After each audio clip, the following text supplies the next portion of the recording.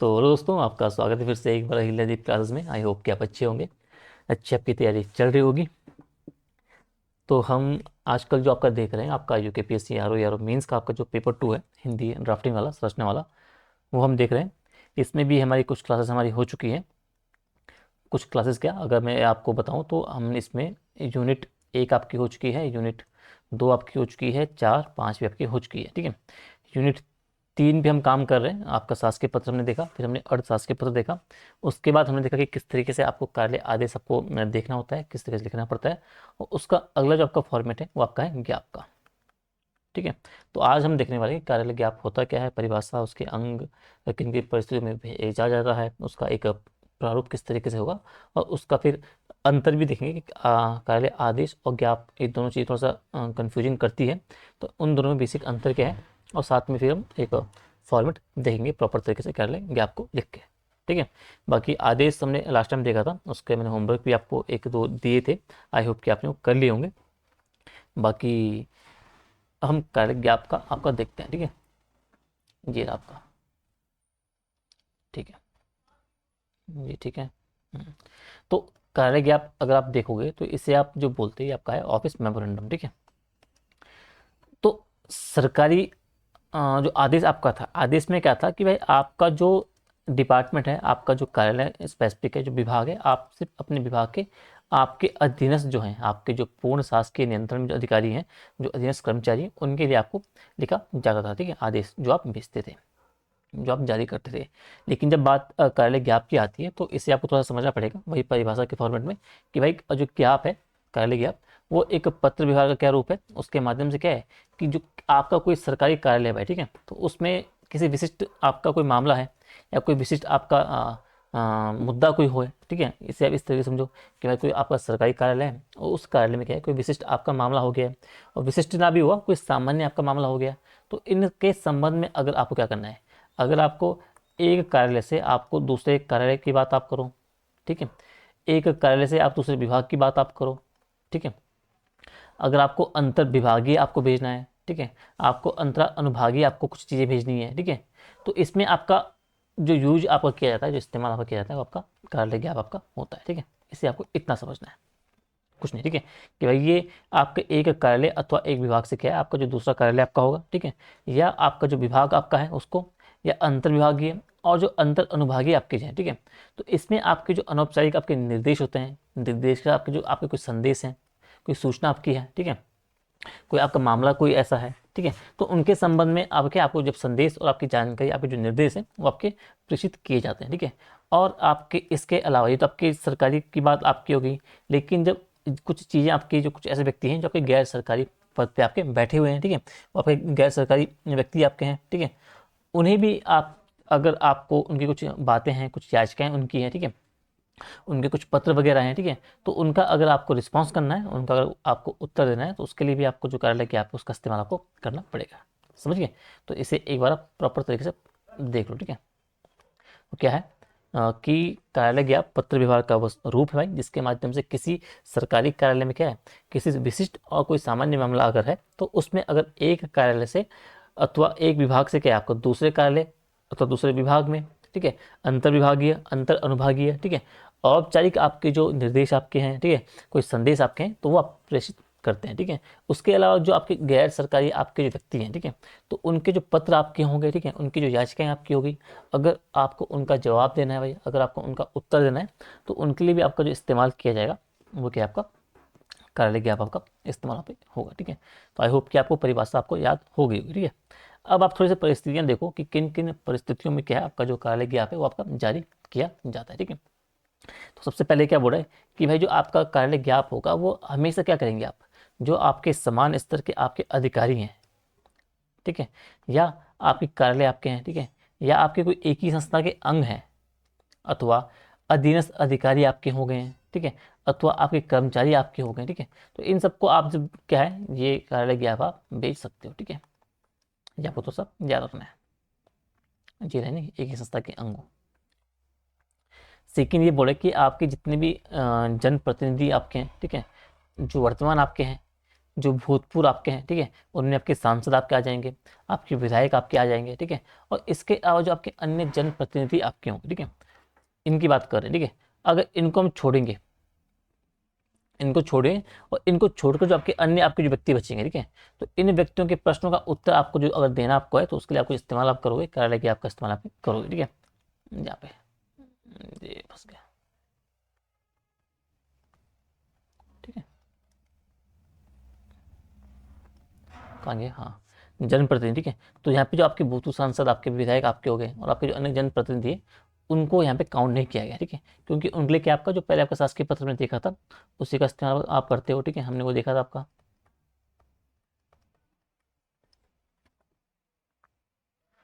तो इनके अलावा जो आपके अन्य आपके कोई गैर सरकारी व्यक्ति आपके होंगे तो उनके प्रश्नों का अगर आपको उत्तर देना है तो उसके लिए आपका जो कार्यालय ज्ञाप होगा उसका आप प्रयोग करोगे, ठीक है। अगला ये बोल रहा है कि भाई इसका प्रयोग केवल आपका क्या है, जो आपके सचिवालय हैं, ठीक है, उनके अंतर आपके जो अंतर विभागीय आपकी चीज़ें हैं, आपके अंतर अनुभागीय आपकी जो जानकारी है, सूचना है, ठीक है, जो निर्देश है उसके लिए आपका किया जाता है, ठीक है। अब जैसे कि सचिवालय यहाँ है उत्तराखंड का, देहरादून में ही है, तो इस सचिवालय के अंतर्गत तमाम प्रकार के आपके विभाग हैं, ठीक है, तमाम प्रकार के आपके अनुभाग हैं, ठीक है। तो यहाँ तो अभी इन्हीं को लेके वो बोल रहा है, ठीक है, कि भाई आपको सचिवालय के अंतर्गत जो आपके विभाग आपके अनुभाग हैं तो उनके अंतर अनुभागीय अंतर विभागीय आपको सूचना कोई निर्देश वगैरह देने हैं तो उसका इस्तेमाल आपका ज्ञाप के माध्यम से आपको किया जाएगा, ठीक है। अभी आपको देखो कि भाई यदि शासन से क्या आपको, यदि शासन से मतलब कि सचिवालय, तो आपको अगर सचिवालय से बाहर आपको कोई विभाग है, ठीक है, तो उसे कोई आपको सूचना देनी है, कोई आपको निर्देश देना है या कोई संदेश आपको देना है, तो इसके लिए आपका जो कार्यालय ज्ञाप नहीं बल्कि आपका शासकीय अथवा अर्धशासकीय पत्रों का प्रयोग किया जाएगा, समझे। अब ये देखो ना कि भाई आपका जो शिक्षा डिपार्टमेंट ये मानो, ठीक है, शिक्षा विभाग है, तो शिक्षा विभाग आपका सचिवालय में भी आपको मिलेगा, लेकिन आपका जो मुख्य ऑफिस आपका शिक्षा निदेशालय आपका SCRT आपका हो गया, ठीक है, आपका सीमेट आपका हो गया, वो आपके देहरादून में भी है, तो कौन साइड है, नोरखेड़ा में, ठीक है, वहाँ भी है। तो अगर ये सचिवालय मान लो आप, ठीक है, सचिवालय है और ये आप मान लो वही SCRT मान लो, आपका सीमेट मान लो, ये मान लो आप, ठीक है, विद्यालय शिक्षा आपका जो निदेशालय आपका हो गया, लगा है ना, ठीक है, वो आपका हो गया। तो अगर ये आपका बोर्ड है कि अगर आपको सचिवालय से क्या है, आपको अपने विभाग को यहाँ चीज़ें आपको भेजनी है, कुछ जानकारी देनी है, तो यहाँ आप जो इस्तेमाल करोगे आपका शासकीय पत्र आप इस्तेमाल करोगे, शासकीय और जो आपका अर्ध शासकीय पत्र था, ठीक है। लेकिन जब बात सचिवालय के अंदर की बात आएगी, अंतर विभागीय अंतर अनुभागीय की बात आएगी, तब वहाँ पे आप क्या कार्यालय ज्ञाप के इस्तेमाल करोगे, ठीक है। थोड़ा सा बैक में डिस्टर्बेंस आ रहा होगा तो उसे थोड़ा सा मैनेज कर लेना, ठीक है। ये आपका हो गया। अब इसके अंग आपको देखने कि कौन कौन से अंग इसके प्रमुख क्या है, ठीक है। तो सबसे पहले वही जो हमने हर बार का देखा है, कार्यालय आपका जो है जब का विभाग आपका हो गया और जब का अनुभाग का नाम हो गया, ठीक है। तो कार्यालय की आप में सेम हुई कि सर्वप्रथम क्या करोगे आप, आलेख के नीचे आप क्या लिखोगे, सबसे ऊपर आप कार्यालय का नाम लिखोगे, उसके बाद आप लिखोगे ठीक जी उसका विभाग कौन सा है, और विभाग के साथ साथ आप जो अनुभाग है उसका उल्लेख आप करोगे। कैसे, यहाँ पे कार्यालय का नाम आपको लिखना है, उसके नीचे आपको ठीक विभाग अनुभाग जो भी है, अनुभाग आपने डाल दिया है, अनुभाग संख्या, ठीक है जी। यहाँ पे आपका संख्या आ जाएगा, ज्ञाप संख्या विवरण चिन्ह, ठीक है, और इसके नीचे ठीक आपका दिनांक स्थान जो हम हमेशा करते हैं कॉमा, और 18 तारीख मतलब जो तारीख आपका होगा और पूर्ण विराम में मार दोगे।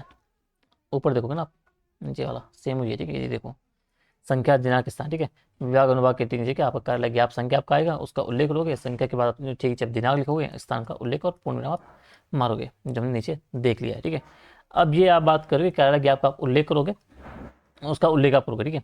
अब जैसा हमने कार्यालय आदेश में बड़े बड़े बोल्ड अक्षरों में अंडरलाइन करके कार्यालय आदेश लिखा था, उसी की भांति क्या करोगे आप, दिनांक और स्थान के नीचे क्या करोगे आप, बड़े बड़े अक्षरों में क्या थोड़ा बोल्ड अक्षरों में जो आपका कार्यालय ज्ञाप है, मोटे अक्षरों में, ठीक है, कार्यालय ज्ञाप आप लिखोगे, ठीक है। और प्रत्येक स्थिति में क्या है आपको, इसे आप हाईलाइट करोगे, सॉरी हाईलाइट अंडरलाइन करोगे, रेखांकित करोगे, ठीक है, अनिवार्य है करना।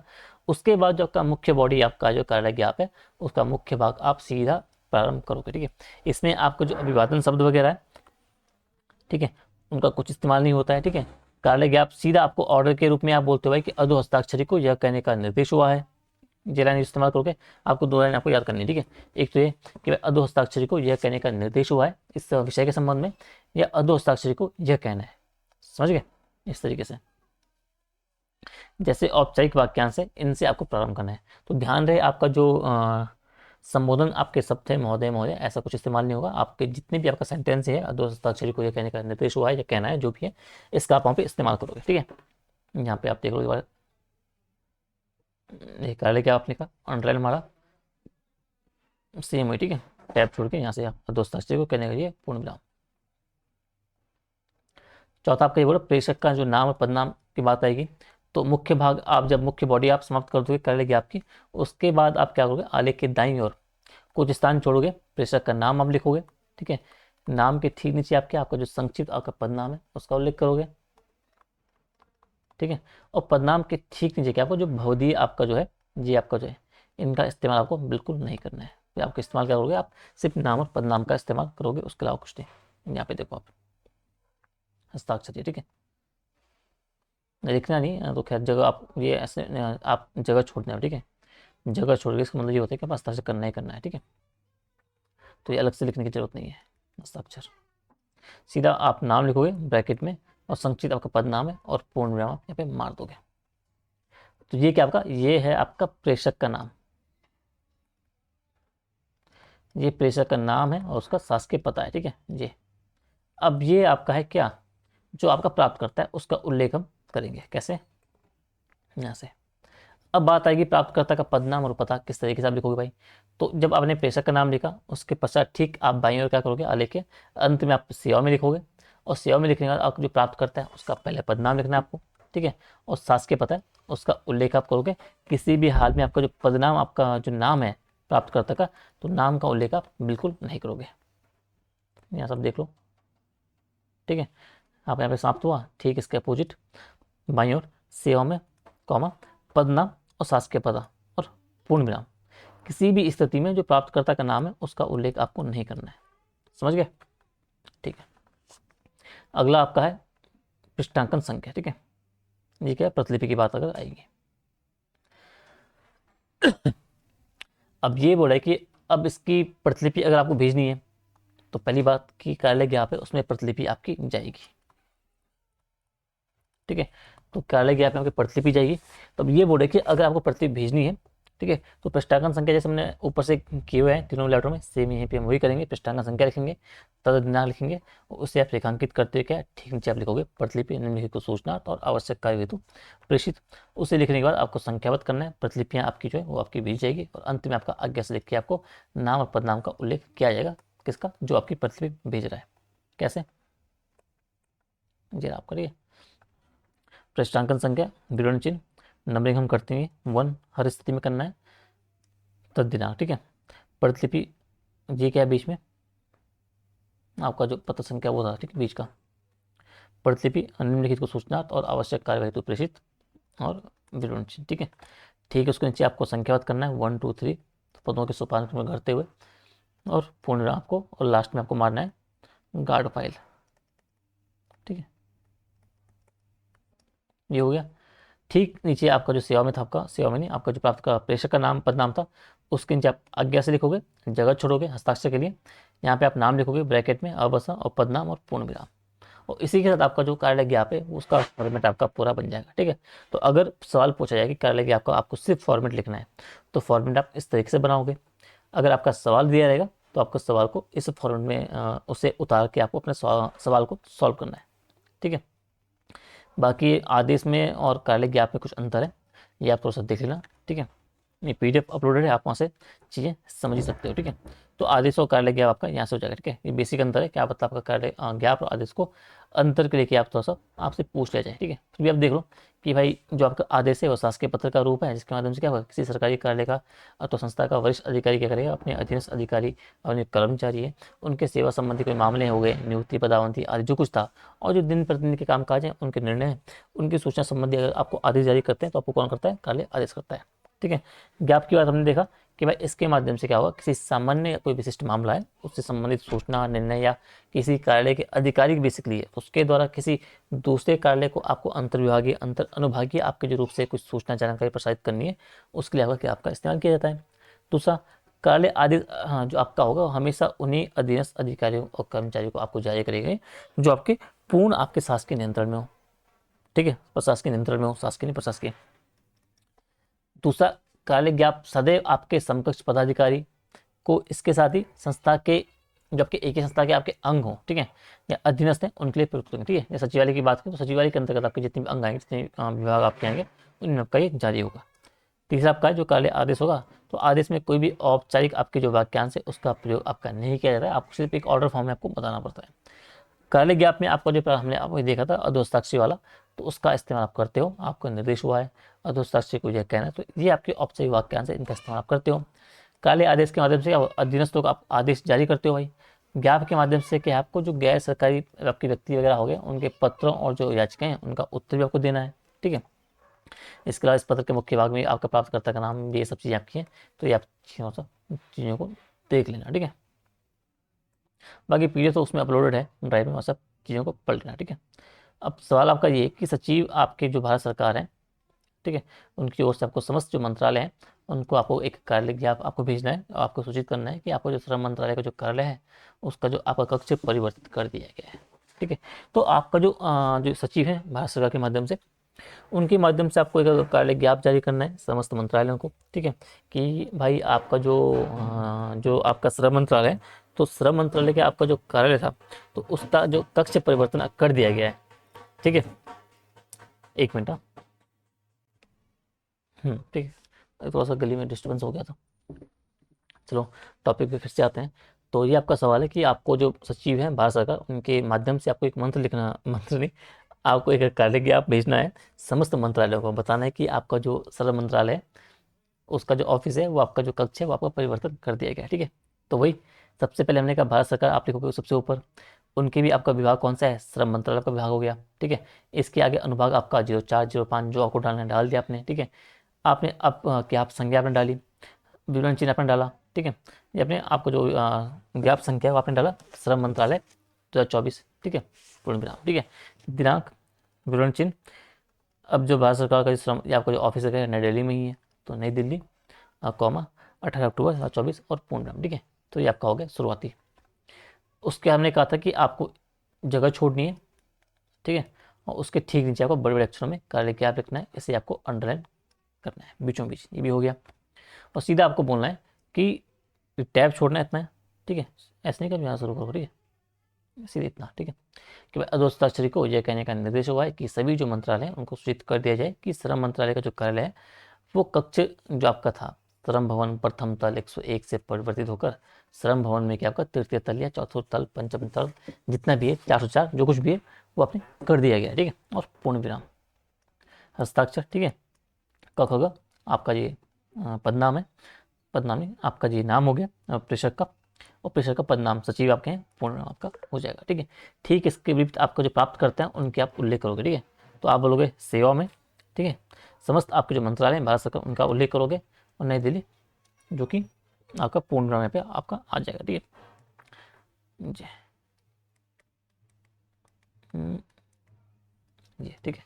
अब इसकी भेजोगे आप प्रतिलिपि, क्योंकि आपको समस्त आपके जो मंत्रालय हैं सभी मंत्रालय को आपको सूचित करना है कि भाई जो ऑफिस है उसका जो ऑफिस जो था वो चेंज हो गया है, तो आप प्रतिलिपि से भेजोगे। तो प्रतिलिपि भेजने का सेम फॉर्मेट, पृष्ठांकन संख्या, विवरण चिन्ह, नंबर 1, ऊपर का जो आपका ज्ञाप संख्या उसे डालोगे, तद दिनांक, पूर्ण विराम, इसे करोगे अंडरलाइन, प्रतिलिपि निम्नलिखित सूचनार्थ और आवश्यक कार्यवाही तो प्रेषित, विवरण चिन्ह संख्याबद्ध कर देना है 1 2 3, कैबिनेट सचिव को भेज दो आप भारत सरकार जो आपके नई दिल्ली में, पूर्ण विराम मार दो आप।